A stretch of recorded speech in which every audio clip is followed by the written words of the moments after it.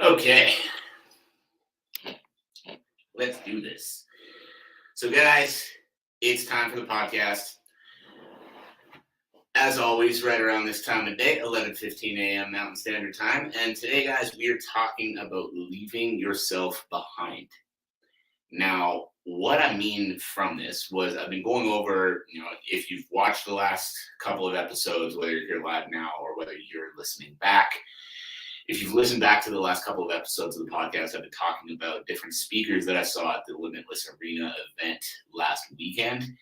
And basically today is going to be the big takeaway from the event as a whole instead of just like an individual speaker.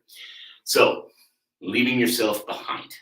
And basically what I mean when I say that is understanding that whoever you are right now and wherever you're trying to be are going to be two different people. And so you need to start working on leaving the current levels you're at behind if you want to reach the levels that you one day want to reach. Now, before we get into the show, quick reminder, the goal of this show is to help athletes reach their dream career in sports. So help athletes develop into the person that they need to become, into the athlete that they need to become to achieve the goals that they have set out for their career. Now, the way we do that, we talk about mindset, we talk about training, we talk about the approach to training, we talk about each and every piece of the puzzle that is involved in an athlete seeing the success that they're after in their sport. So today is going to be more of a mindset one, and we're going to get right into it now in 3, 2, 1. Welcome, everybody, to another episode of the Elite Development Podcast, the #1 show for athletes looking to gain an edge on their opponents and build their dream careers in sport. I am your host, Kenny Dusseault, and today we're talking about leaving yourself behind. So what do I mean when I say that? Well, if you've been listening to the last couple of podcast episodes this week, you've heard me talk about my takeaways from speakers like David Goggins, Tim Grover, and Brad Lee, I guess. I always thought his name was Brad Lea, but it's Brad Lee, from the Limitless Arena event that I was at last weekend. And today I've been going over the notes basically all week, reading back, remembering different parts of different speeches. And today I wanted to go into basically my main takeaways from the event as a whole, not any one individual speaker. And my main takeaway was leave yourself behind. And when I say that, what I really mean is if you have big goals or big aspirations, there are things that you need to leave behind about yourself. Like the idea of doing a podcast and, speaking to a camera and all of that stuff 5 years ago terrified the shit out of me. The first 10 interviews, 20 interviews that I did on this show, I remember being deathly nervous. Still to the point of some of the later episodes, coming on and depending on who the guest was or something else like that, I would always feel these overwhelming nerves before the show. I remember a couple in particular. One was Brett Bartholomew, a coach that I've been following for a really long time. He agreed to do a podcast with me. I remember he came onto the screen when we were sitting down for the interview. These were my first 100 episodes were all interviews. And there was just an immediate moment of, he's actually sitting in this room with me. I'm not just watching a YouTube video of his. And the same thing with a couple of other guests. And the big thing that I want to touch on there is that, years ago, this kind of thing would have terrified me. Whereas the newer version of myself, when I had Brett on the show, I had that moment of like, oh my God, that's really Brett Bartholomew, this guy I've been following for so long. And then immediately I was like, you're good, man. We're just talking about training. I talk about training every day. And I'm just having a conversation. I don't have to worry about how many people see this. I don't have to worry about, saying something stupid. I just need to talk. And then I was able to have a really good conversation where he actually told me after that it was a great podcast and he really enjoyed coming on. And even further, for a long time, the idea of doing a solo episode was a terrifying thing to me. I was like, who's going to care what I have to say? And, nobody cares what I have to say. Nobody cares what I think. Nobody's going to listen to that. Yet, continuously through the solo episodes that I do, I get messages on a weekly basis telling me that, one of the episodes really resonated with a person and it's really helped them out a lot. They implement a lot of the stuff that I have to say. But if I hadn't taken the leap, if I hadn't decided, get past the fucking fear of sitting down, get past that imposter syndrome of feeling like nobody's going to want to listen to you and just fucking do it, then those people that I've been able to impact or I've been able to help wouldn't have been impacted or wouldn't have been helped. And coming into the event and how this was a takeaway from the Limitless Arena event, all of these things were just sort of resonating as I was listening to these speakers. What I really started to understand was, top to bottom, the list of speakers came from really bad backgrounds, or if not really bad backgrounds, they were really different people when they were growing up. It's not like Gary Vaynerchuk was, 5 years old, living in a mansion surrounded by wealth, but he developed into a human being that was able to build a $250 million company and impact millions of lives around the world. And it really just made me understand that the commonality between all of these incredible people was continuous growth and continuous development, doing the things that they were scared to do, doing the things that they knew would lead them to the lives they wanted.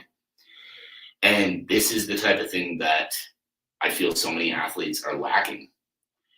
And then it got me thinking, why? Why do so many people, like, if the blueprint's there, if all these people are out there giving away all this free value, telling you how to be rich, telling you how to build your dream life, all of that, why aren't people doing it? And what it really got me thinking about was, self-limitation. And I know I've been guilty of this, and I know a lot of other people that have as well. But I believe people put limits on themselves because they don't believe they're worthy of higher levels. They don't believe they're worthy of actually becoming a champion. They don't believe they're worthy of it, so they put limitations on themselves to leave that excuse down the road of, oh, well, I didn't make it because of this. Because it's easier to be aspiring, it's easier to be working towards something than it is to truly give it everything you've got and not succeed. And this is something, this got me thinking a lot about, examples of athletes and things like that. And one of the easiest ones that comes to mind is if you listen to old John Jones interviews, he talked about how he would go out and get blackout wasted 1 week before every single fight. I don't know if he's still doing that or not, but down way back in the day, he would go out and get blackout wasted before every single fight. And he said it was so that he had a built-in excuse. If someone was to beat him, he'd come out and he'd say, well, I was partying the week before. Like, if I hadn't been partying, if I'd actually been taking it seriously, then, then I would have been able to smash them. And so many people put those subconscious limitations on themselves, maybe not going out and blacking out right before you're supposed to go compete, but, not taking their training as seriously, not showing up to the gym, not putting the work in that they know they need to put in, not taking care of their nutrition. It's not that they don't know what to do. It's not that they don't know that it's going to help them. It's that subconsciously you're sitting here thinking, what if I do all of this stuff, make all of these sacrifices, sacrifice all this time, don't go to the party, don't drink, don't do this, don't do that, and live this lifestyle and don't fucking make it. And then I've got to ask you, if you're sitting here, if that resonated at all with you, and I beg of you, when you hear that, don't just dismiss it. Don't just be like, no, that's not me, bro. Like, ask yourself, is there anywhere that you're doing this? Because for me, one of the areas that I was doing that for a long time with, business and life and my career was drinking. I was working really hard. I was, waking up early in the morning. I was working a lot. I was putting time and effort in. But then on the weekends, I'd go out and get hammered. And when I would go out and get hammered on the weekends, I would then stay up super late, obviously, lose the entire next day, mostly to being hungover and just feeling shitty. And then the next day, I might not be hungover anymore, but I still wasn't very caught up on sleep. So the next day was mostly kind of just, getting through it so that I could catch up on sleep that night. And so if I would go out on a Friday, I would lose all day Saturday, and I would lose all day Sunday, and then I probably still wouldn't feel awesome on Monday. But in my head for a long time was like, well, I'm still putting the work in. I'm still putting the time in. I work harder than a lot of people. And then I realized, I was like, yeah, I might work harder than a lot of people, but I'm fucking taking 2 steps back every single week when I go out and do this stupid shit. So I gave it up. And I cut it off cold turkey. Like when I made the decision that I didn't want to do that anymore, I just stopped. There was no like, oh, I'll just cut it down to every once in a while. I was like, no, this doesn't help me. This doesn't benefit me. I'm fucking done. And even through making that decision, through, deciding I'm never going to drink again, there was a lot of times where I still felt pressure to do it, not because I really wanted to do it, but because it's not a typical thing for people not to drink. It's not a typical thing for people not to drink. So like I went to my brother's wedding and, on more than one occasion came to me, oh, you can just have one, right? Oh yeah, it's okay, right? Like you can just have a couple, like it's not a big deal. Like you can get back on it next week. And there was literally nothing in the world telling me that I had to stay 100% sober and not have a single drink the night of that wedding. Except every time I thought about picking up a glass and having a drink, all that I could think was, nope, you made a commitment that this isn't what you do anymore. And I knew that not only would the hangover suck, but having to look myself in the mirror and be like, you committed to being fucking better than this, and you failed that commitment, would be something that I didn't want to face. And there've been plenty of other times as well where I'm out with a couple of friends and, they're all sitting and having a beer. And I say, no, just water for me. And right away it was like, well, what's going on? Like, are you okay? Like, is everything fine? And I'm like, yeah, no, I'm good. I just don't drink. And it's always an awkward thing. But this is what I mean when I talk about leaving yourself behind. Drinking was something I defined myself by. Going out and being the quote unquote life of the party was something that I loved. But I loved it because I was fucking scared of what else I could accomplish. I was fucking scared of what other levels and what new things I'd be able to do. And since giving it up, honestly, I don't recognize myself anymore. I'm in better shape. I feel better day to day. My energy levels are so much higher all the time. My business is doing better. My athletes are doing better. My life overall is better in literally every single way. And now I'm at a place where it doesn't even tempt me. I don't care who I'm around. I don't care what's going on. I do not have even one tiny small temptation if someone offers me a drink to take it, because I'm at a good place with it now because I've gotten past that fear of becoming the guy who doesn't drink. And when I think more about it, being the guy who doesn't drink, the scary part of it in the beginning was, what if I give up, the partying, the having fun, all of that kind of stuff to focus more on my goals and the things I actually want to accomplish in life? And then I fall short and then I don't achieve those things that I wanted to achieve. Now all these people that I could have been drinking with are going to be laughing at me going, quit drinking and you're still not doing anything better. And then I realized, who fucking cares? I'd much rather pursue a goal that I have to the best of my ability and not let these things drag away from it or take away from it. And I'd much rather put myself in that position than put myself in the position that, I'm taking steps away from these goals every week to show my friends that I'm still fun. What matters more to you? And as soon as you can answer that question, that's what guides those decisions.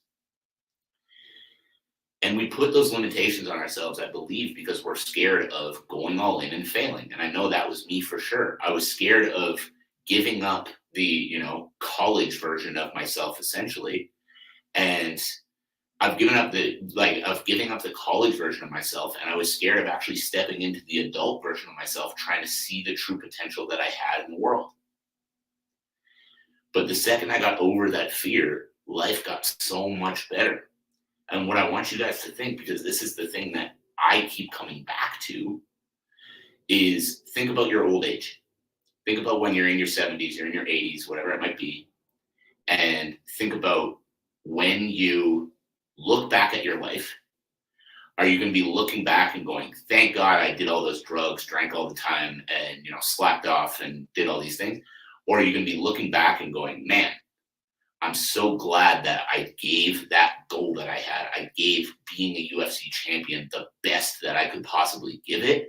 And whether you achieve that goal or not, be able to move on and be able to say, that was the chapter of my career where I went all in and I believed in me.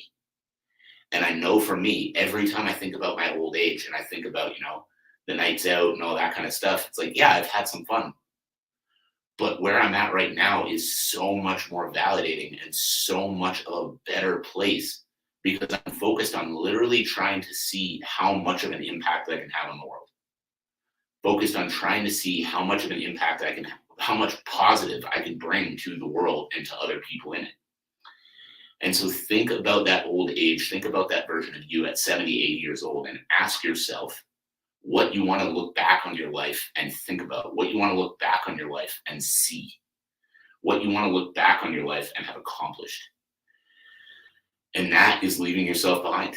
Leave behind the version of you that has those limitations. Leave behind the version of you that's not pursuing the goals the way that you know you need to if you're going to be successful.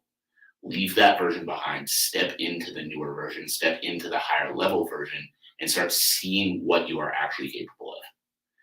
So guys, thank you. I appreciate you all tuning in. If you got some value from the show, I'd love to know what it was. Make sure to drop me a message on any of my social medias. The way to do that will be in the show notes below. And as always, I hope you all have a fantastic rest of your day, and I'll catch you on the next episode.